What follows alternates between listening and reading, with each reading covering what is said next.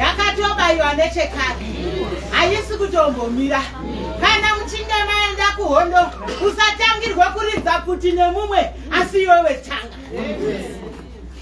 Ndiri kuti baba Muparinga chagondo mukati mezuva rakwazisa asi ezvinoizvi taakuda kuvakwazisa zvakazara nekuvapa nguva yekuti patava kupinda panapa vapandima havasi kudzokera shure. Baba Muparinga namaiti vakwazise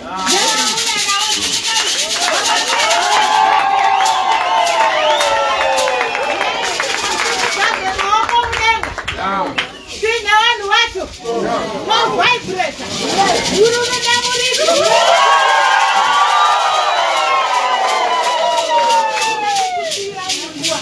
mukuzara kwayo vakatumwa nazvo naJehovha kuti muende kuhurwa yekufezi ikoko kune mhukuta tsvuku hamubvire kuno pasina mazvita kupenyini.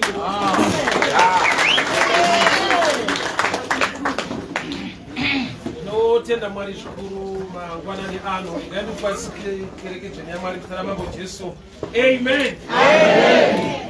Ngaindirekedzewo kwaya mabhusa ese ari pakati pedu uye ndikwanisewo zvakasarudzika mufundisi wedu Reverend Chitengo muzita ramambo Jesu. Amen. Totenda Mwari nekuda kwenguva nenyasha dzawo dzatitendera kuti tinge tiri pano tinzwe kutaura kwawo muupenyu hwedu. Ndada ndishumire ndakatsika pathimu yatiinayo kuti Mwari tainzwawo kare vazviitewo mumazuva eno.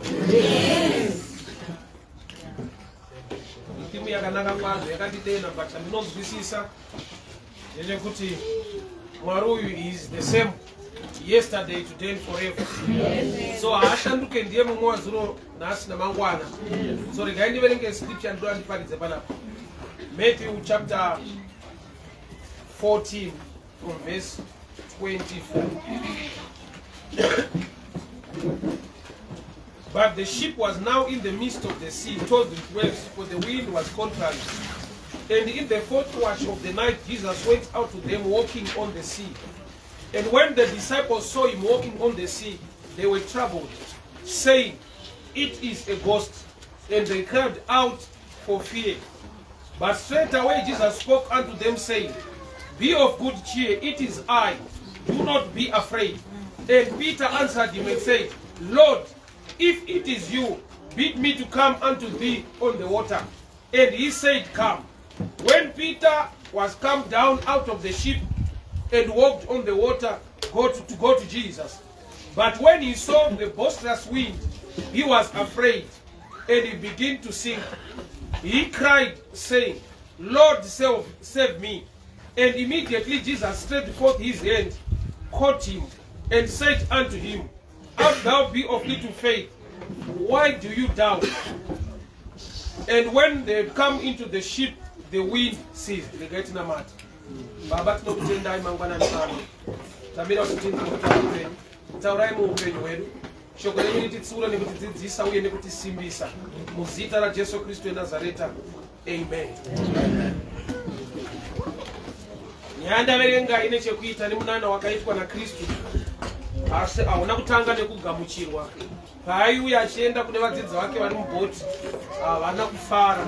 Bible rati vakatya, they were afraid. Vakava nemumwe mufungo. Vamwe vakati ndofunga chipoko. Vakati maybe it's a ghost. Havana kufara, havana kugamuchira. Why? Mavari Jesu vachitanga kusangana naye kuna Luke chapter 4 and 5. Jesu vakakumbira bhoti raPeter akaparidza ari mubhoti. So knowledge yavo kuziva kwavo kanorondoka vainapo ndekwekuti pamvura Jesu kana achida kuita zvinhu anoshandisa bhoti senhororondo yegare kuti wakaparidza akamira bhoti. So this time bhoti raenda, Jesu ari kutevera achifamba pamusoro pemvura. So nhororondo mavari nyangwe vachimuda, nyangwe vachimunamata, nhororondo iri mavari zuva rwavo ndinokungoziva kuti anofamba ari mubhoti kana achida kufamba pamvura. So challenge number 1 inoita kuti vatye. Haisi nyaya yekuti Mwari haasi kuda kuvabatsira. He was coming to them a solution. But solution pane payakaita se problem. Kwete nekuti problem. asi nekuda kwemaziviro avo. Why? Havana ruzivo kana kutenda kwekuti angatofamba achitsika pamvura. Nekuda kwenhororondo maziviro ekuti paakamboda kuita zvinhu pamvura ane bhoti raakakumbira.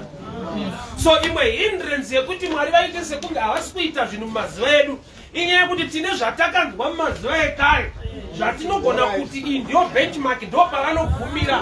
Hakuna zvimwe zvavangaita mumazuva edu. Statement yekuti Mwari unoshamisa, anoramba achishamisa uye anoshamisa kumunhu wese. Hapana paunosvika palevel yekujaira kana kuziva Mwari kuti anoita zvinogumira apa. Mwari unoita zvitsva nguva dzese. Iye unoti mushoko rake, behold I'll do a new thing. So vanava vane kahistory, vane kanhororondo, ndo kaita kuti varegere kuti better tenzi wedu akuuya zvati they were afraid. Dai vanga vane right knowledge, they were supposed to be happy and celebrate kuti Jesu wava kuuya pakati pedu, tenzi wava kuuya. But tenzi achiuya vakabatwa nekutya, havana kufara. So pane dzimwe nguva dzekutoti Mwari ukada kuita zvinhu pakati pedu vamwe tinogona kusafara. Yeti Mwari yeyo tinomuda, tine tarisiro yekuti aite zvinhu, but akazviita nenzira yatisina kujaira. Munoita division mvoti. Picture inotaridza kuti Peter Bedzi ndiye akava nepfungwa yakasiyana nevamwe. Nokuti Peter ndiye akati, Ishe kana murimi nditendera iwo ndiuye. Akava nechido nekudawo kuexperience zviri kuitwa naJesu. Vamwe vese vari mubhoti vakaramba vari vadzidzi vaJesu, vati vasingade izvozvo. So pane pekuti Mwari unoshanda neyandinoti will power, chido. Jesu kadziva reBhetsaida akaita mubvunzo unotaridza chido. Akabvunza murume aivabadziva kuti unoda here? Tisati tabvunza kuti pane anokusunda, pane anozokudii, iwoyo wacho une chido here? Zvoreva kuti apa Jesu haana kuti vese ari mboti kudai uyai kuno, akashanda neari kuda. Haana kuti aiwa Peter ndingatisenda sarudza kuti ndiwe chetu chafamba pamvura, mese muri vadzidzi vangu, saka mese usukai mubhoti muuye. Jesu wakashanda nemunhu anoda. So kumwe kuita kwaMwari kunomiswa newill-power. Kuti vanhu vanoda here kana kuti havadi zvavo but vanomuda. Ability iri muna Jesu yekufamba pamvura, uye ane nyasha dzekuti kana watenda newo unogona kufamba. But ukasada haakurambe kuti hauna mati.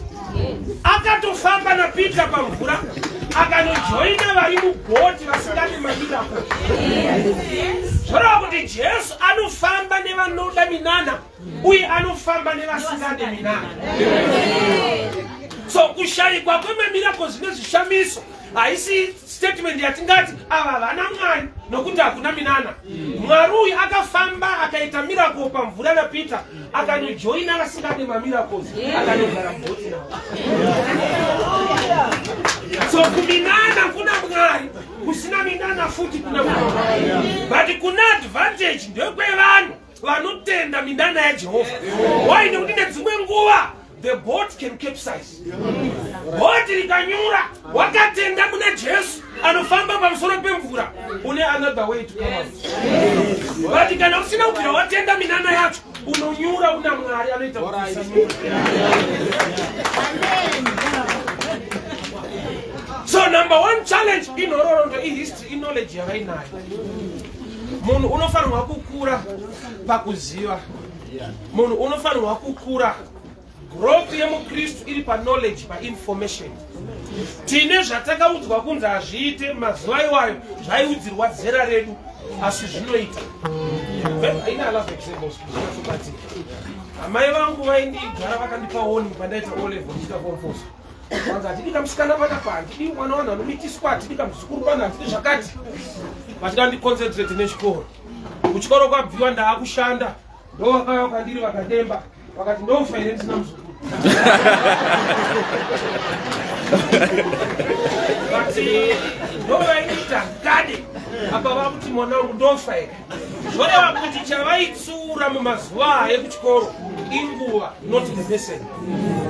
The same person ndiyo vanotarisira kuti achava pamurora, but pane nguva yavasingatarisire murora wachauya. So kune information inoshanda maringe zera remunhu. So munhu akaramba kukura mukunamata anoramba ari painformation iri less.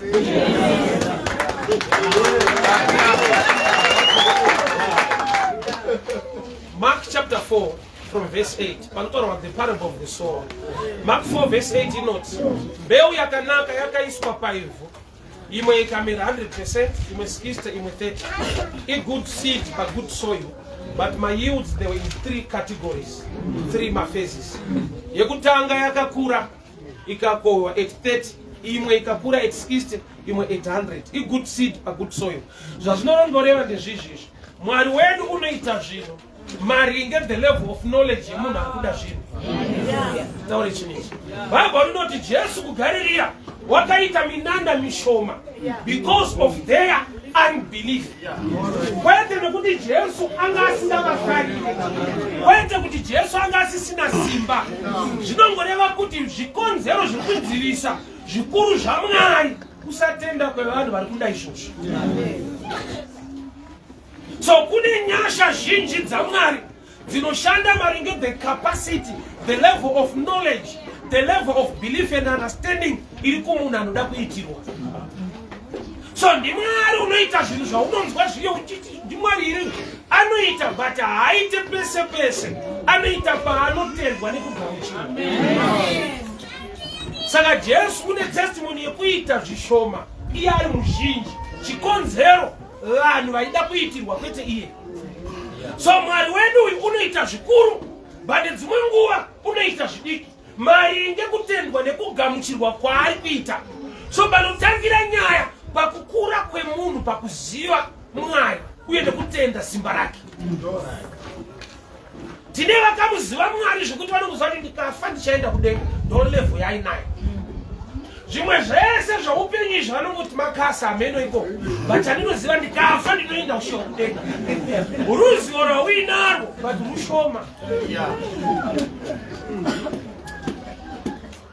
Pane zvakawanda zviri mushoko raMwari zvinoadresa ma-issues elife today. Nyaya yekunamata haisi yekuti ufe uende, ndeyekutoti wakafirwa kuti urarame uwane maendero. So there is life on the ground yaunofanirwa kunzwisa zvichibva mushoko raMwari.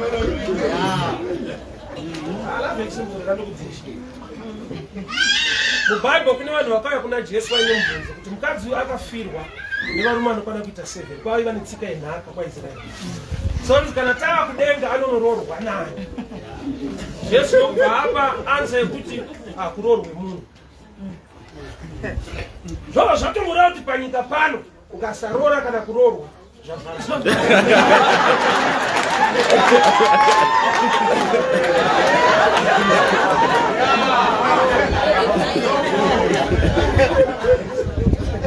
so kune nyaya dzekuti ukashayiwa ruzivo unonzi kuti pane zvichaitwa naMwari tako musoro zvacho hazvikwa zvese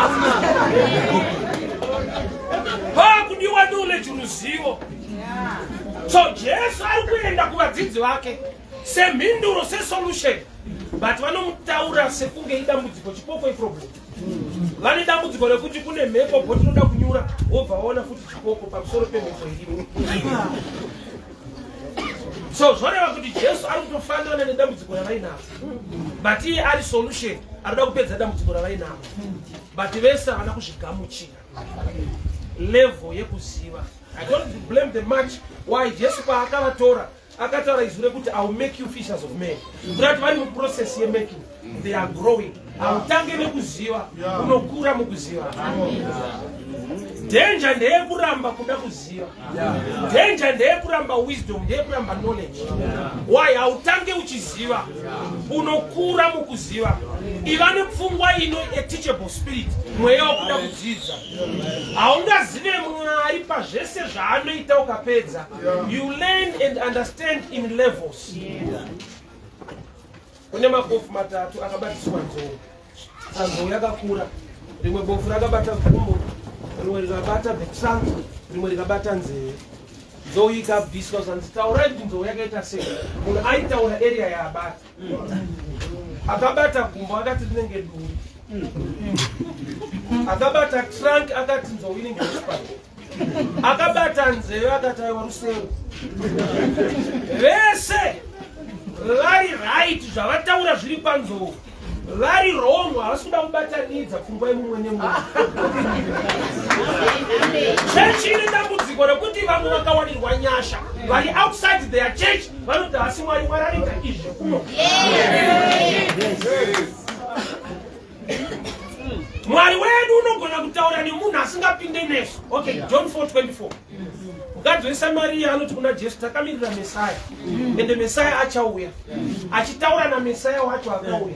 Kuti Mesaya achauya. Shungu dzekumirira dziripo, kumuda kuripo, bali kusaziva kwakaputira.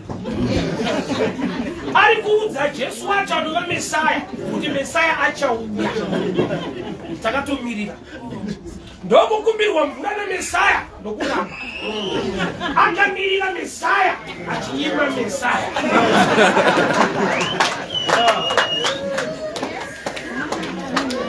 Zvoreva kuti shungu is not enough usina knowledge.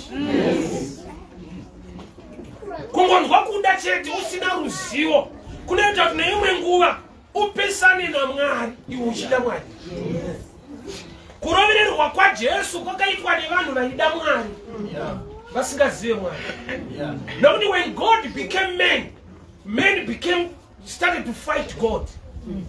Chakaroverera Jesu pamuchinji kwavanhu, Mwari vaone kuti nyika yashata riganipe muponesi. Nyika yashata iyoyo ndokubva yaroverera futi muponesi wacho. Vachida Mwari vasingazive Mwari vanorwa naMwari wacho.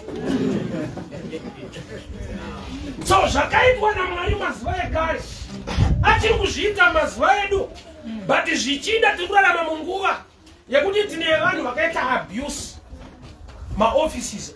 I'll explain. I love examples. Unazara kuti mupurisa akakubira ukanoripota nyaya ikatoverifya kuti wakapirwa nemupurisa kana akadzingwa basa tisingaitwe negovernment avavhare department repolice. Atini saka mapurisa hazi right, saka nyika isina mapurisa. Mapurisa imbava vanodhila nemupurisa aba obviswa musystem, but police ichiri effective for the nation. So danger yatinayo semachechi, chero ashandiswa naMwari paminana akazoabusa office iyoyo nanisaka minana hakuna. Pakaita profita abira vanhu chiprofita hakuna. Because maprofita imbava urati taakuramba zvipo zvamweya nekuda kwevanhu vakazviabusa kwete nekuti hazviko.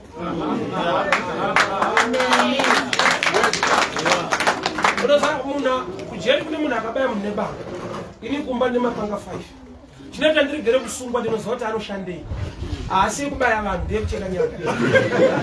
So abuse property haite kuti ndiivenge kana ndiinayo. So understanding yedu ngaive pakuziva kuti aiwa hongu Mwari unoita zvinhu, but pane nguva yekuti vanhu vamwe vanowanirwa nyasha nezvipo zvamweya kuti vaite basa. Mufunge tiri kurarama munguva yekuti nevafundisi vanototsotsa vanhu. Saka ukasana nemwe munhu asinganamati, munhu akakuvadzwa akavharwa napasi. Because vanhu vari wounded to a level yekuti ukaona atendeuka pane pashanda nyasha. Munhu akadirwa mari namufundisi, munhu akavharwa naprofet, munhu akanyudzwa nechechi, anonika kupandisa kuti uya kuna Mwari. Why? Because mind yake yakakuvara kuti hazvishande, hazviite ipafaiti. Yet anotadza kunyatsobhalansisa kuti wakabirwa nemufundisi asi ufundisi uri kwende Mwari ati kushanda nevanhu. So there are times yekuti tinoita overrule jaja kuti Mwari anoita minana, but mazuva edu aiwakana because ona inyingi vaita zveminana vakazodai avakadai. Abuse iriko pamaspiritual gifts, but the truth of the matter Mwari vatiri kuita chishamiso. Sometimes tinogona kurwa nesis the style or the way or the strategy iri kushandiswa nehamwe pakooperate in the spiritual gifts. Wamwana namatira vanhu vachidai chipindi kukua chidoto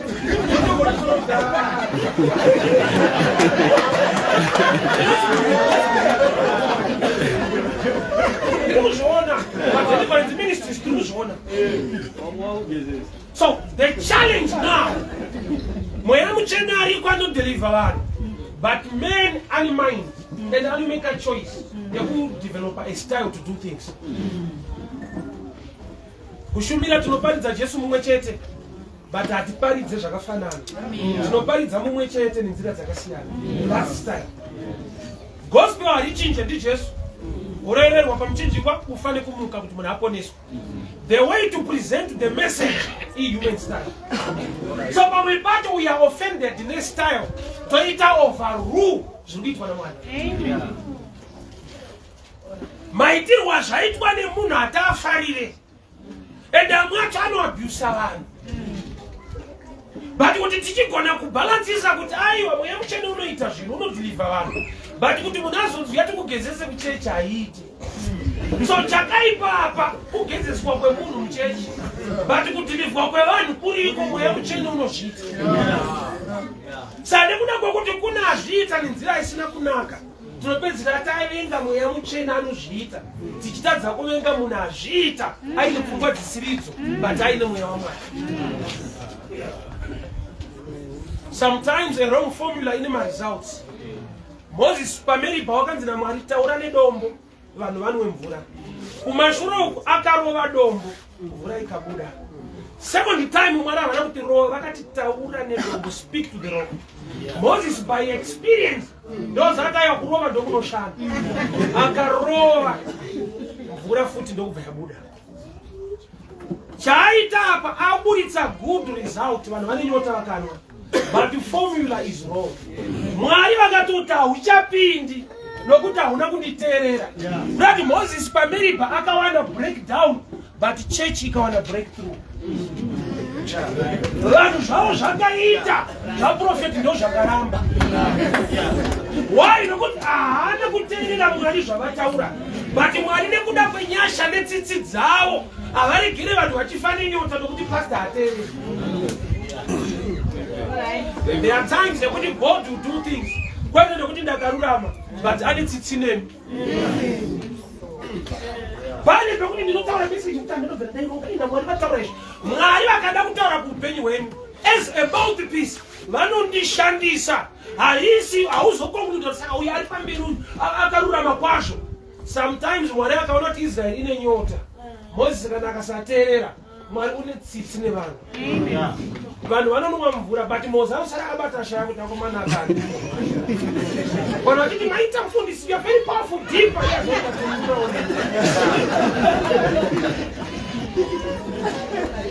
So Jesu uri kuenda mubhodhiri nevadzidzi, but vadzidzi vake vari in two classes. Vakamumirira, vanotya, nemumwanzwa kuti aiwa, I need to experience this. But without the statement ya Peter, isheka na murimi. Inotaridza kuti ari kadhauti futi. Haana kuti aiwa ishe ndimi regairo zvanzi kana murimi. Kuna ndiri kutokuvheta handina shuwa neni. Ndimi here kana murimi handina shuwa kuti ndimi zvangu. But ona nyasha dzaMwari munhu ane kadhauti ikapo akangotenderwa kuexperience miracle yacho. Zvanzi ukatobuda mubhoti ndofunga vamwe vake vakati vakomana handomanyemwa. Uda kutsika pamvura mugungwa tikutya timboti iye adatotsika panze. Peter ndokubva abuda mubhotiri nevamwe vake. Handina kunzwa kuti vakamuomerera maoko vakafara. There are times yekuti ukada kuexperience zvinhu zvaMwari unoita sokunge ndori kurasika. Pane nguva yekuti kana uri right unotanga uri wrong. Nekuda kwekuti marong akawanda. Enda achiwirirana ari marong. Paholiday takaita vane vanzvadzi yangu vakauya kumba vaitamba nemwana wangu mufana. So mufana kana achindiona ndiri baba wake but holiday yese payakapera vane vanzvadzi yangu vachinditi sekuru. Uyu mufana wangu akapedzira kuti vanhu 12 kuti munhu ndisekuru. Ndofunga ndiri wrong. Ngakuti ndinoteka kuti munhu ndisekuru. Marong akawanda unoita sokunge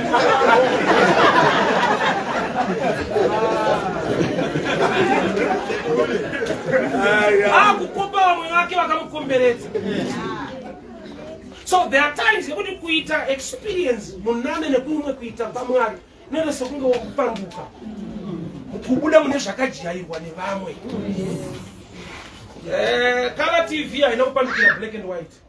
Yakangoyozoudza vanhu kuti aiwa sheti ndered. There are times yekuti vanhu vanononge improvement. Kurwisana. Vanhu vakajaira zvinhu zvavo kuda zvinyowani kunonetsa. Vanhu vane benchmark malevels. So mukadzi weSamaria kune zvavakatoudzwa kuti maSamaria nevaJudha hadyidzani. Saka Jesu wacho auya ari muJudha. Saka kuti achitenda kuti ndiye Messiah, ivo vakatoudzwa kunzi ava maJudha havasiyani. Don't share anything with them. But ane nhororondo, ane mitemo yekwaanobva inomidzivisa kuwana chizango chaasangana nacho. Kune vanhu vasiri kutenda zvinoitwa naMwari. Kwaita kuti havana matemo Mwari, vane nhororondo, vane information inovavharisa kuti vaexperience zvinhu izvozvo. Challenge yeyouth nevakuru yakamira pakudai. Vakuru vanenge vachiti chechi takabva nayo kure, vadiki vachiti toda kuenda nayo kure. Saka pane vakushinga. So vakabva nayo kure, mindset iripo yekupota vachingocheka vakabviwa sevhiyumira repamoto. Aidai atidaro taidai. It's good. Zvakanaka kuziva kwatiri kubva. Zvakanaka kuziva kuti tichiri kufamba. Nguva dzinochinja. Pane kuadjusta nekuunderstand zvisina usatana. Mwari anorabai Mwari. Munhu haarambidzwe kuimprova chinhu, anorambidzwa kurasika. Pane zvatofanirwa kunzwisa Mwari ngedispensation netime yatiri. Kare munogara kuti television channel yaigona kunge iri 1 munyika, iri owned by the state. Ende vana vachitonzi mukaswera muri paTV munoita musikanzwa nokuti kwaitwa film temusikanzwa so. This time a church chaiyo can own a television channel. Poparidzwa 24 hours. So statement ndinokuti TV yakaipa. It depends nenguva yatava. Mazuva ano vanhu varikutoparidzirwa vachipona paTV. Murikuona system iri kuitwa iyi. I-thinking, i-mind yemunhu yakanoti shoko rinogona kutofamba kuenda mudzimba dzevanhu nemunhu arobva kuchechi akanzwa vhangeri. Haasi Satani, but hazviuye nyore zvikagamuchirika nyore. Improvement yese ine resistance kusvika paita vanhu vaamature kuunderstand kuti improvement inoramba ichipa Mwari rumbidzo haina kurasika. Chakaitwa kuregera kunamata nekuremekedza Mwari. Ndo zvakaitwa izvozvo. But ikava nenzira dzekuti takunamata Mwari at another platform, another level, vanhu vachipona vakawanda zvakanaka. Nhamo yatiinayo kanhororondo kanoda kufaita the new things that God wants to do. Maringe time nenguva dzatiri. Church ndinzwe. Nyika yakamboita inonzi colonization. Varungu vakatidzvanyirira. Tikawana independence varungu vakaenda. But unoziva kuti independence in two phases. Nekuda kwekuti you are oppressed in the mind and oppressed also outside. So you can be free outside. But inside unonzwa kuti kana varipo ndoti zvifamba. Kunzoko wakamuwana futi abuda obva tichiuya yatara tichiuya. Urikuona kuti liberation yako wakaibata in one phase. Mind is very powerful. Enemy is success in Christian life. In knowledge. Saka Mwari achiti vanhu vangu vaparara nekushaiwa zivo. Kwete kushaya church kana prophet kana pastor. Knowledge. Why? Knowledge ikashaika. The devil takes advantage. Arimana munhu paanoberekwa akabuda musoro. Ingori picture kuti panyika pawo uyo usati waita zvese funga.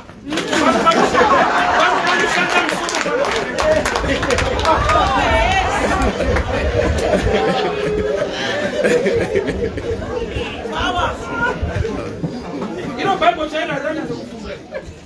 mind is a gift yakapiwa kuna Mwari. Hakuna verse inoti musafunge. Yandakaverenga yaiti musafunganya. Do not worry. Haina kuti do not think. Verse yacho kaenda ndipo uchiverenga inokubatsira kuti zvinhu. Inenge yakutaura pamusoro pekuti ngawani shiri hadzirime asi dzinodya. Yeti wewe shoko rinokuti I'll bless the work of your hands. Ukasafunga unokota vhesi yeshiri kuti hadzirime asi dzinodya unofa. Chauinacho harisi dhimoni, hauna thinking.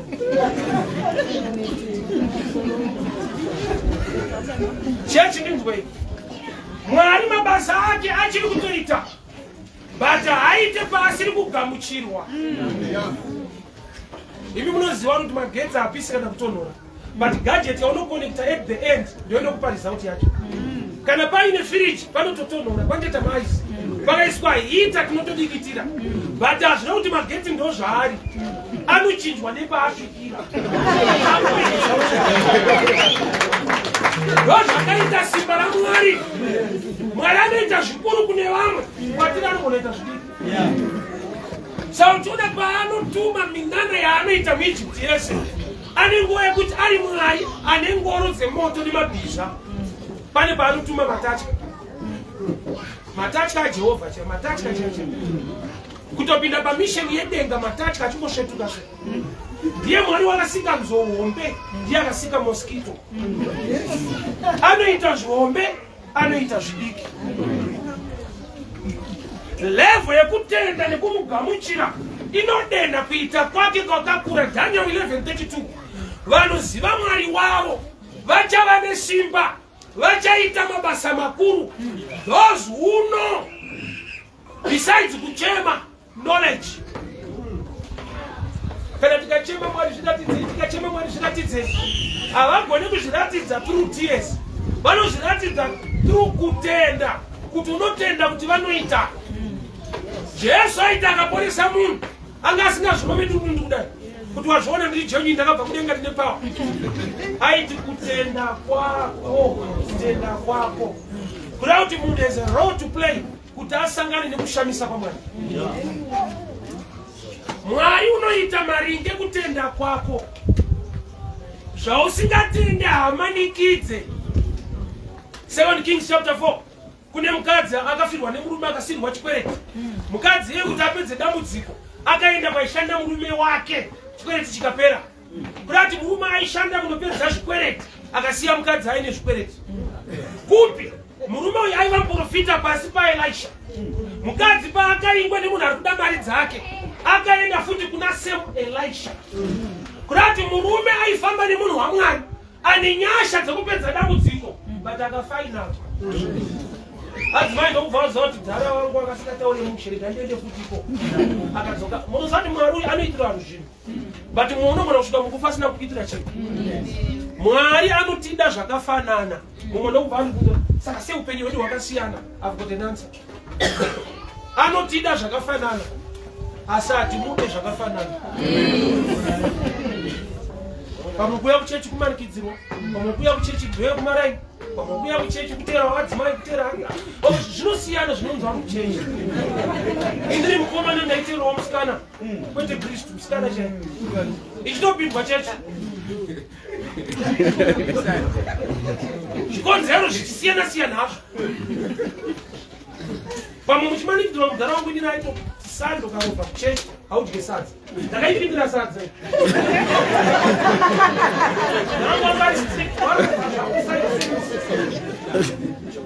Hauridye. Saka kuti uwane kasadza kako.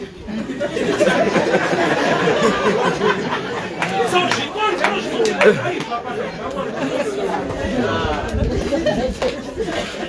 So Mwari wacho manje anonzvera moyo. Mwari unoshanda maringe kugamuchira kwaunoita. Ukasagamuchira kufamba naye kunze kwebhoti pamvura, anokujoina mubhoti mo mukatogara pasi. Ukatogara naye kunge asingagoni chinhu. Muchitoenda kwamuri kuenda, but kune mumwe wamba experience zviri extraordinary with the same God. So choice ndeyako sedunga munhu sekereke kuti mweya mutsvene itaise kuda kwendi. Manje zvinodiwa namweya mutsvene kuti vaite zvimwe zvacho zvinochallenge zvaunoda nezvaunofunga.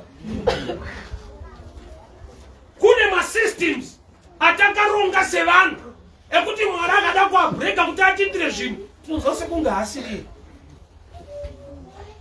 Tina Mwari watakaisa mubox, watakaisa mucontainer kuti anodai. Ai zvaasiri. izvi kuona dai ndiye but kuona zvakuitwa avakomana ichitsotsi haasi mwari. Munhu anoverenga minano yese iri mubhaibheri apedza kuiverenga mwari akada kuiita anonzwa sokunge asiri. Kune nyaya dziri mubhaibheri zvatinotoda kuti tigumire mubhaibheri maringe level yekuziva kwedu nekutenda. Kune nyaya dziri sensitive mubhaibheri. Mukadzi wemushunami makunzwa nyaya 7 Kings chapter 4. Vaine makore vasina mwana nemurume wacho. Vakaona Elisha munhu wamwari achipfuura achienda kushunami. Mukadzi akaudza murume ngati vagere mufundisa imba vakoti vachiti vakadya vaenda kuchechi. Zvikaitika saizvozvo Elisha akagara pamba ipapo. Hapana kuita nguva adzimai ndokubva vava nemwana. Vachigara nemumwe mudhara ainzi ari mazuva edu ndiye china chimugambe kanyezi.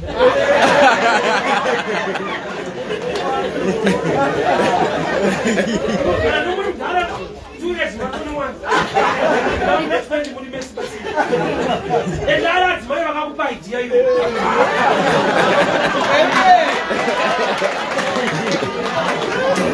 Anoona kuti yakanaka iri mubhaibheri.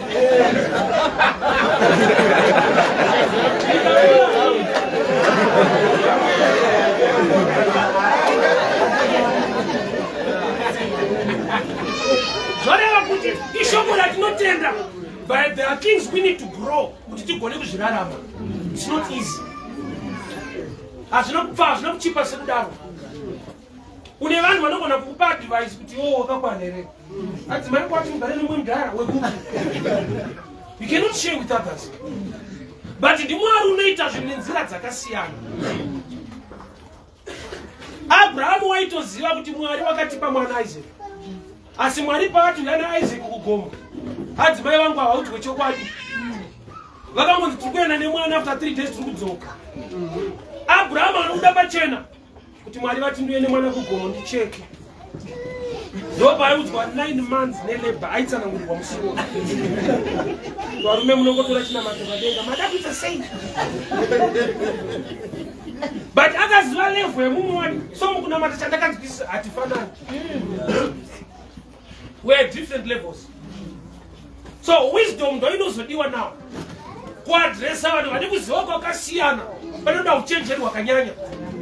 Nokuti ukataura zvinogamuchirwa necertain group at a certain level vamwe vanoresista. Kune vasingagamuchire zvokwadi nekuda kwezera ravo kwete nekuda kuti vane nhau. Tiri kuprimary 1 minus 5 kungosumudza ruoko it can't. Maoko otorohwa. Makusecondary it can. Unotorohwa ndiwo kati it can't. Saka zvavo waiumbirirwa maoko kune imwe level itype vanhu vanga uinawo. Mese mukaimprova mukakura zvino zvimwe zvatairamba zvinoita. But so there's time yekuti resistance irimo haive kuti aromwana havadi zvishamiso zvamwari. Inyaya yekuti vari mutsika nedzimwe pfungwa dzasati dzavari mukaka haisi poison. But mwana anofanirwa kurumwa. Mukaka breastfeeding haisi poison. Kuramba uchiunwa hakusiraita. Pane time yaunofanirwa kuomerwa mwoyo kuzora nyatso idzimhiripiri. Kamwana kakaruma nzota hasa mai vangu wacho usatana.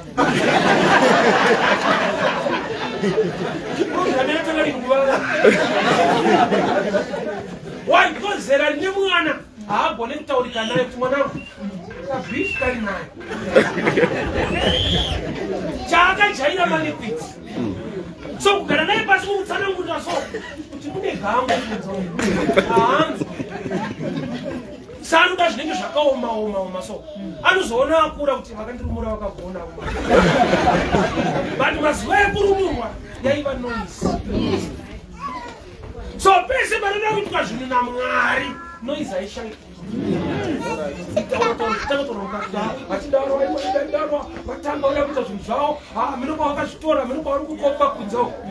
There are things in life zvaunongokopa kune vamwe no matter how intelligent you are. Kune zvinhu muupenyu zvokuti hazviitwe nekugona nekungwara kwako unotodzidza kubva kune vamwe. Imwe level yewisdom inodaiso ani munoziva kuti first medhara mukurarama first medhara mwana wavanhu vari mubhaibheri Cain akauraya Abel. Vabereki vari Adhamu naEvha. Adhamu akasikwa naMwari naEvha akasikwa naMwari. Vakabereka mhondi yekutanga. Chii chakaita kuti vanhu vaMwari vane umwari vabereke mhondi? Problem iwani. Adhamu paakasikwa haana kusikwa ari mwana kusvika akure kuita mudhara. Evha paakasikwa haana kusikwa ari kamusikana kuzoita mukadzi. Vakasikwa vari madhara. Saka vasina experience yekuziva kuti kana uri mwana zvinofamba sei. Unonzi kutamba muri vana kuita sei. Saka vana pavakaudzana kuti handi kuseri kuti unoita zvatiri kuita vaingoti ndizvo. Why? Because ivo havana experience. Vakasikwa vari madhara. So experience is one of the best teachers in life. So I also encourage the youth, learn to respect elders. There are things you only know from elders, not to experience. Intelligence is enough. Experience in a room in life.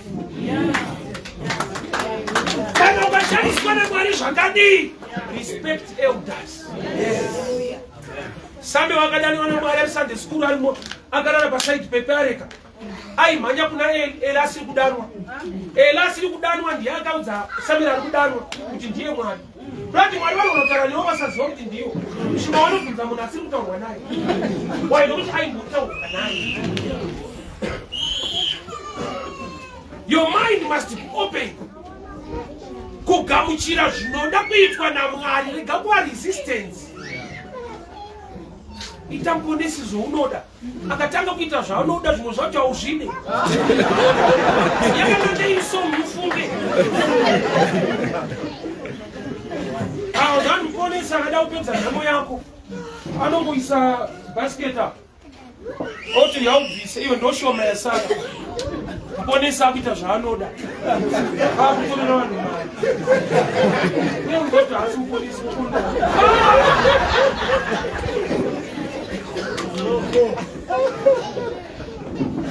John chapter 9. Murume aiva bofu. Jesu akapfira matepasi akakanya ibva akamisa kumeso. Imi munoziva kuti mavhu ari sensitive kuziso. But muponesi kana akuita zvaanoda. Pamopata mubira Jesu. Ndandobvisi mubira Jesu. Kuisa mavhu aya kumeso. Iprocess yehealing. But the problem, you're in process. Hama dzangu kuti Mwari itai sekuda kwenyu nyangwe mazuva yenu zvamaita kare. Zvinhu zvacho zvinodemanda level of faith yati kurei. Zvikaitirwa vadiki vanonosikunga hasi Mwari kana kuti Mwari wacho akutotirwisa. Wozobva kunyika nyika yakaoma uri kubirwa zvinasvita mushi vari kutambira ishoma wouya kuchechi toti shoma iyo chungu. Inozono chechi nenyika zvafanana. Ndati kutora kuti mshaka.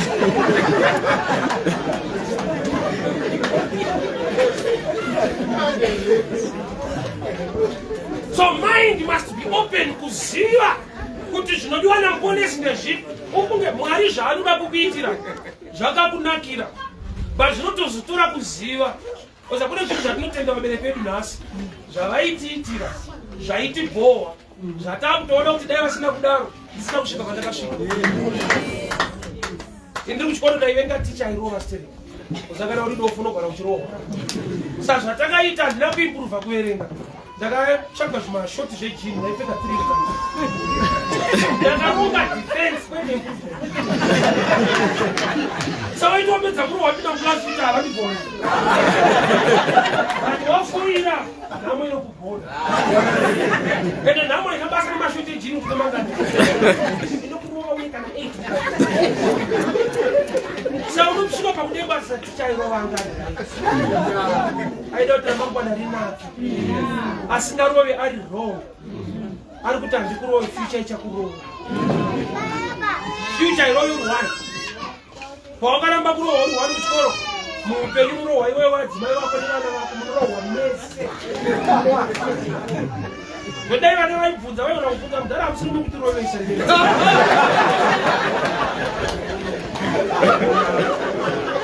Why? What's good with Makarama?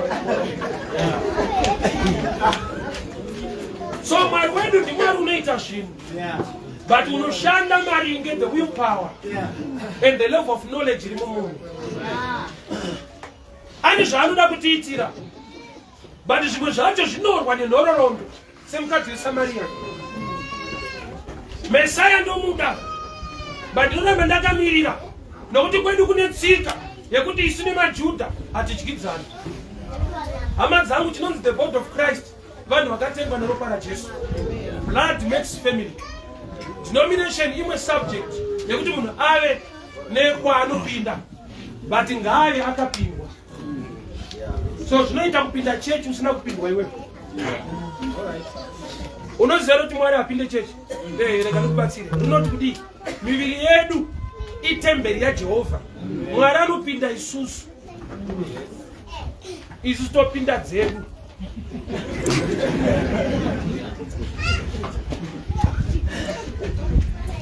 Zvoreva kuti kana munhu akuva neunderstanding yekingdom, ukaona munhu asingapinde yenyu panze apa anonamata akatengwa neropa raKristu ihama. But nokuti inzwa hazvinomboipa kupinda chechi, chakaipa kupindwa nechechi. Chechi ikakupinda ukatoenda kugogwe kusina unoita goro usina namata. Wotopupura nhama dzangu ndakarasikirwa 6 months ndisina namata hakuna yenyu.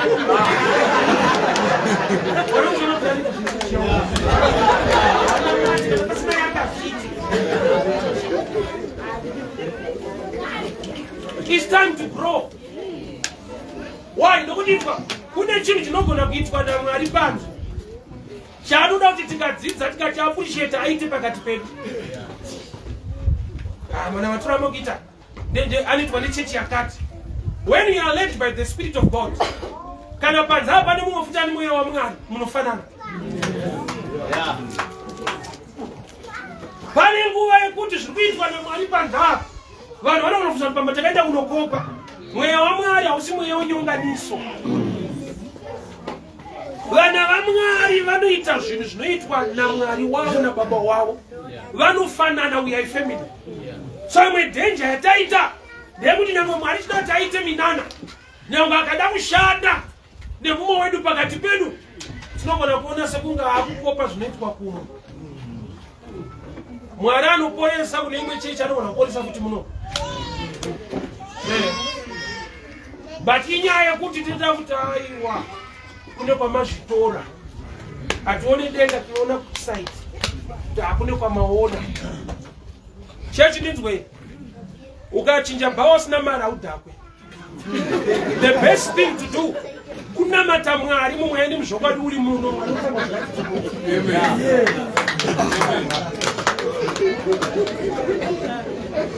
Kuita kwaMwari, Mwari hataimire chechi, anotsvaga vanotenda. Chanofuka chechi yedu haina power, hakuna chechi ine power. There is power in the name of Jesus. Watopedza. So kana ari yeJesu atorumidza muno, tichangona simba rake. Yes. Namo neka resistant, mubhoti mamo neka division.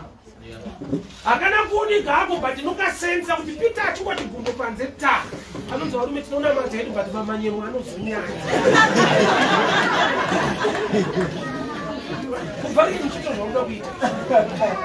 Yetu chinhu chese chine first time. But the first time yese chinhu inofesa resistance. Chinhu chakanaka chingosvika panzvimbo nekugamuchirwa kawanda. Tinotanga chita sekunge achifarirwe kunge achidiwe, wozoona kuti vanhu chinhu ichi vanochida. Tine zvinhu zvatinoda zvatinovanda kunge hatidi. Ndambosvika pabhucha mama achida kutenga, but wangosvika una bhucha mani kwasha ndipewo mabhonzo. Ndokubva wapimirwa mabhonzo. Vakuda kuti bude ndaona vadzoka vakukomplena. Sanzi haana nyakana kanyama. Iwo shona yavo vati ndiri kuda mabhonzo. But vakuchema kanyama mabhonzo. So zvakatiratidza picture kuti nyama inenge ichitodiwa zvayo. Kumabhonzo kutenderera but chekunyanya kutaza. So pane patinonyepera kunge hatidi zvinhu zvichienda nekubhonzo zvedu. Iwo sanogona munhu achitenga hembe pabhero achikomplena kuti patakabvaruka. Iyo kana yakatombopfekwa Unotarisira zvese. Saka zvakuzoti ina bhatani mweya wekutanyowanya.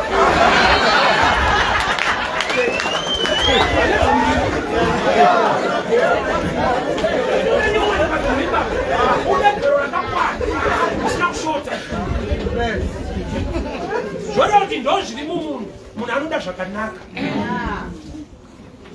But pane nguva yekuti wakaipa unokubvisa kusvika unomugamuchira unongoti so long life. Chikuru kufema, but mafemero kufemerera.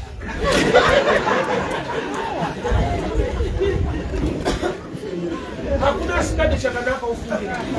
But pane nguva yekuti wakaipa anokurwisa kusvika ungoti zviripo ndizvozvo. Life inoda nharo manje. Life inotoda nharo. Mwari kana muchiitira vamwe ndinokunamatai pano ngazviitike. Life inoda nharo. Ani vanoti munhu apa anoberekwa akapfumbata chipo chake. I one side, the other side zvazvinongoreva. Paunomuruna wakapfumbata zvinoreva kuti panyika pauya pane fight nharo dzega. Wotosimba. Pane nyaya panapa. So wakawarirwa nyasha kuti wakunamata Mwari ane nhororo ndekusakundikana. Saka woita nharo kuti Mwari kana makazviita mazuva ekare ndiri kukunamata iwo nhasi ndiri pano ngazviitike. Wakaibasa kunyepera kuti ndiyo kudhara vanga vari pafu vakazodii. We are in a dispensation of grace. Yenyasha zhinji kudarika kare. Kare vaitomirira kuti Mwari auye. Isu mazuva edu tinanonzi a man of God with us. Anotofamba nesu anorarama matiri. We are in a better and a good covenant. Saka wakaipa chaanokufaita iye understanding. Taanokuamara nita zvinhu ikoko. Hamena kwaanoitira yenda hidi. Isapfungwa yekuti yenda hidi. Isapfungwa yekuti ini ndinoda. Aitai. PaBethsaida ukaona mumwe achipupura kuti ndikada kupinda ndiri kutangirwa. Papa ne competition. Baba sina kureruka. Baba sakati zvindara achona ngangopinda wapuri. Waipona ne problems madiki wewe undachisara. Inzvimbo yezvikuitwa zvinhu naMwari. But yaitodawo nharo. Nawe uzotaura ukereke. Kuti ukasaita nharo ameno ako. Wakaipa statement theme iri pano iyi. Anoziva kuti Mwari haashanduke zuro nhasi namangwana. But anoda kufaitewo kuti zviregere kuitika muupenyu hwako. Mwari ngavazviratidze mazuva edu. Kunzwa matestimony vamwe tichiombera kwakanaka. Rimwe bhore taurawo umberi hwawo. Vanhu ngavaonawo Mwari muupenyu hwako. Kupemberera nekugamuchira vamwe kuri right. But ngapasvike nguva yaunoti koinini. Kana Mwari achiita vamwe panext door koinini. Theme scripture iri kudava nenharo. Mwari mumazuva edu kana kune vakakunamatai. Nyasha dzikaburuka upenyu ukaimprove. Ini ndiri pano. Ende uchaona kuti mukutendeka nekururama kwavo vanozviratidza. Haisi nyaya yechechi, inyaya yekutenda kwako uri muchechi. Boy PaBethsaida vamwe vaipora vamwe vasingapori. Isaini yekuti panoshanda but kuna vamwe hazvishandi. Ini kuti pano kwandakafoira kupasa ndaida. Ndakazodiscover kuti kuda is not enough. Because ndaida kupasa ndakafoira. Saka kuda kupasisa. Kungoda cheto kuti ndoda kuti mwana achinje upenyu hwangu ndoda kutopinda chechi is not enough. Pane zvinoda kuitwa. Chido first stage. Action ndo inoda manifestation. Kungoda cheta zviti. Ndaida ndikafoira. Ende andikona kublame maticha. Kusvika kumbanjiki maticha achanga asiri serious. Why? Angari pasai pangu hapanaita maeni. Right, manotsi ataipiwa aipasisa. But aisvikira panatsano asiri serious. Ndayachinja maeni chaita madhipa. Ndini? Ndikaita madhipa manotsi emaeni. So you can be in the same church, same teacher, same preacher, same grace and anointing. But kuita kwako ndo kunoririsa maresults anobatika muupenyu hwako. Mumwe anotokomborerwa muno Mwari akachita upenyu hwake muno. Unotofunga kuda muno. Unoenda kwaunoenda ukazodzoka ukashama. Sama ndakabva Mwari achiita zvinhu. Anoita. Anoitira vanhu vakuitirwa ende vanichikushumira. Hakuna chechi iri powerful. kuna Mwari ari powerful anoita zvinhu muchechi mune vanhu vanotenda. Mumazuva edu pakereke yedu Mwari zviratidze. Mumazuva edu munyika yedu Mwari haatya ikonomi yenyika. Ndeda kukomborera but rates.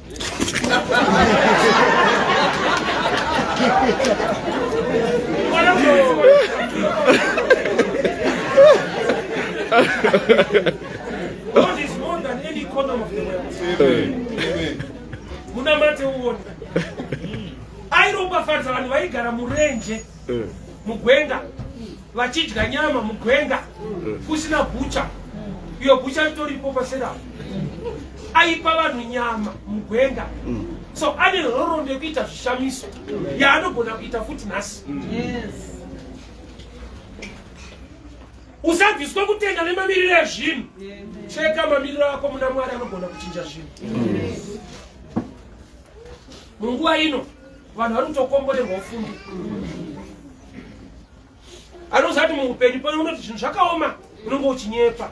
Unofanira kuti zvinhu zvakandoomera. Because life at every level haiomere munhu wese.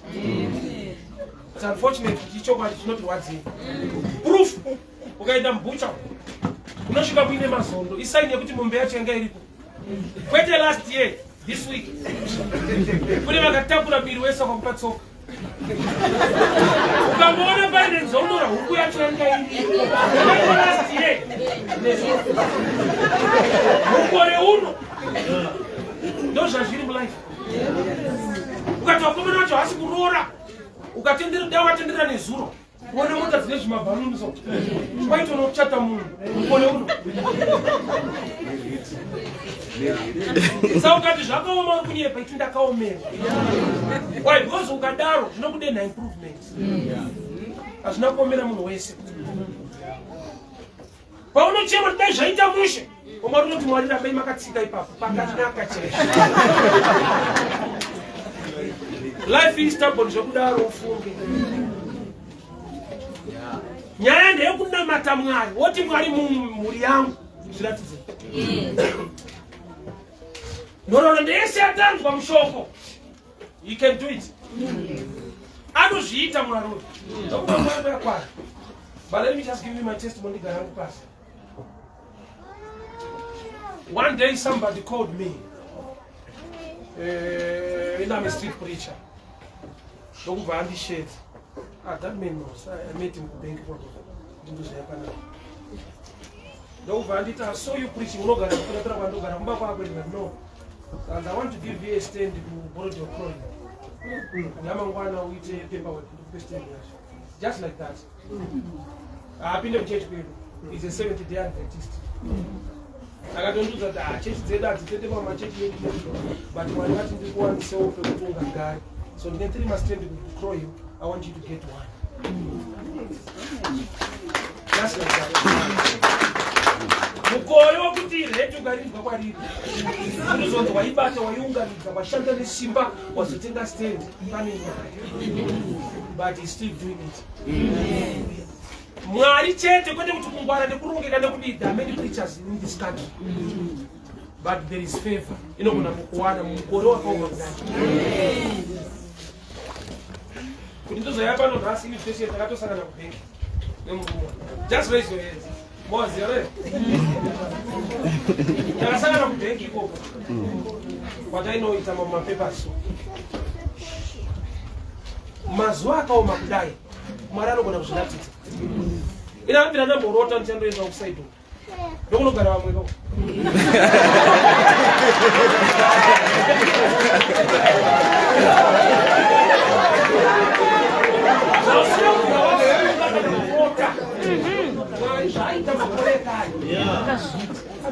Yes.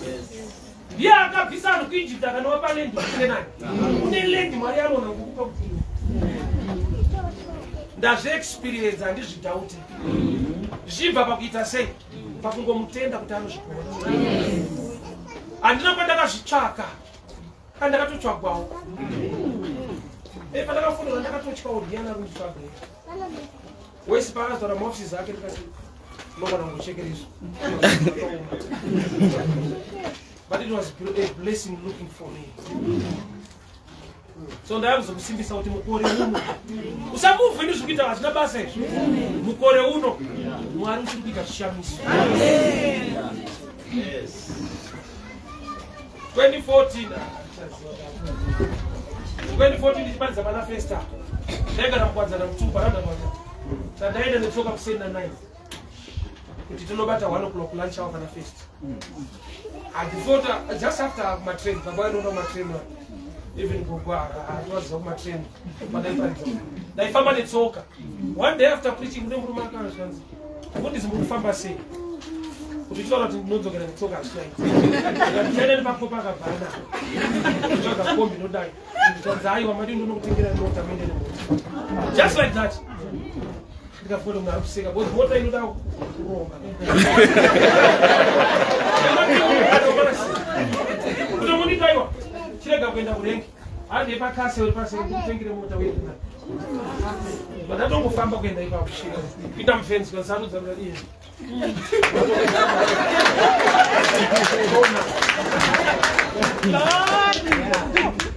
Angatobva kukwekwe handizivi. Akangomira pana Fest for 15 minutes. Akati washumira zvandibata. Mwari wati ndisiye une motikari. Mukore wokuti ukafunga kuti salary yacho ndikazotanga ndikazomuchinja ndozotenga magesi unokutika musoro. Oza pane nguva yekuti vanhu vanokuti hauna musoro but urikubata isina musoro kudhara. Unonyenedzerwa panyaya dzevamwe mari yacho haina musoro asana kuti uite musoro. But chandinoziva chisingachinje nyasha dzake dzinogara kuchinja. Kana akazviita kare mumakore ekare, he is insane.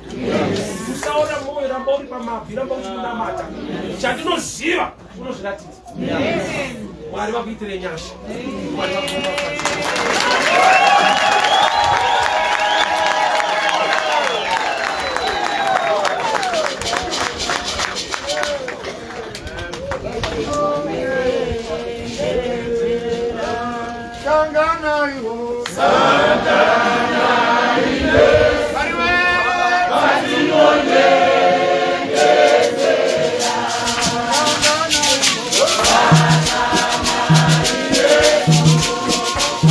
Continue.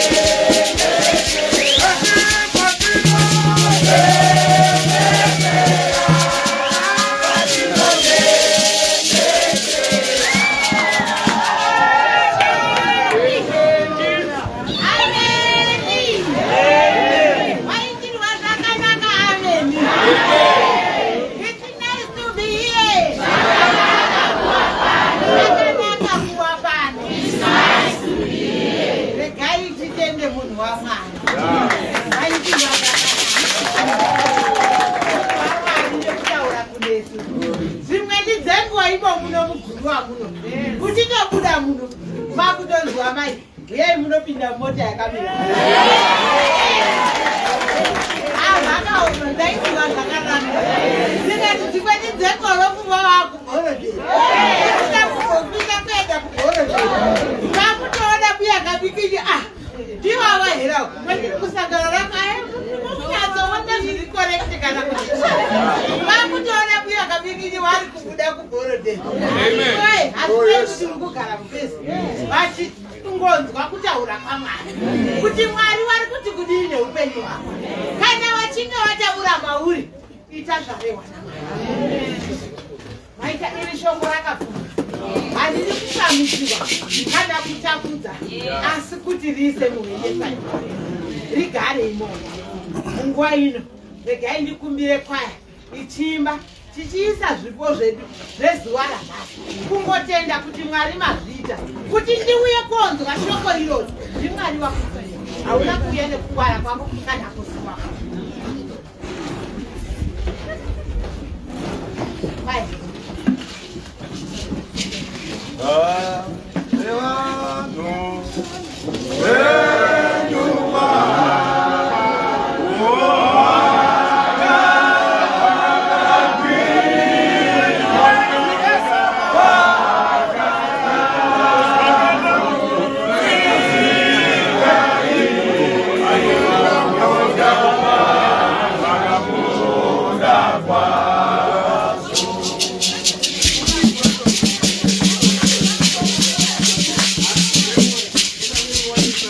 Beleza.